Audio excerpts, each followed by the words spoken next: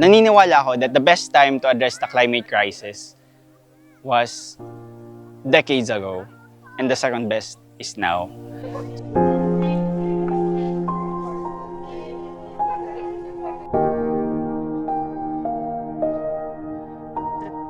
Hello, ako si Paul, taga Bacolod. Kag isa ko ka-climate victim sang ako 9 years old sa naglabay ang Yolanda sang 2013. Kag subong na balaan ko na kung ano ang mga pwede ko himuon. Hello, I'm Coco Salazar mula sa Mandaluyong City. Ang aking earliest climate memory ay noong 2009 nung binaha yung bahay namin sa Pasig ng Bagyong Ondoy.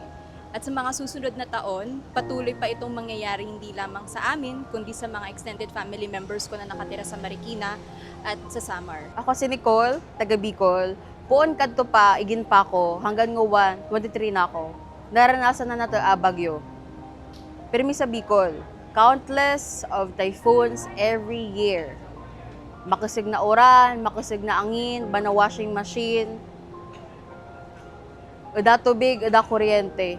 Ranas tayan, puon kadto hanggang ngawan, mas lalong nagkakasig. Hello, I'm Kiana. I'm originally from Bacolod City, and I'm a disabled, chronically ill young person. With that being said, the rising heat and the more frequent disasters have made it extremely difficult to feel safe day to day and have made it even more difficult to imagine a just and right future.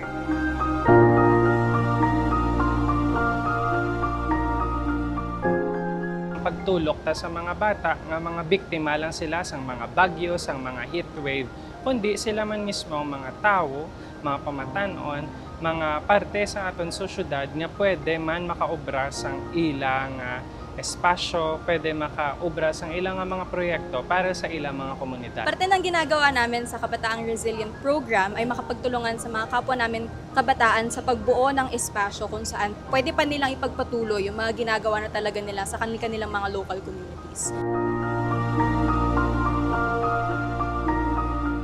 Starting from the Philippines, the country in the world that has the highest impact on children on climate rights due to climate change, we will be working to empower children and youth to claim their rights.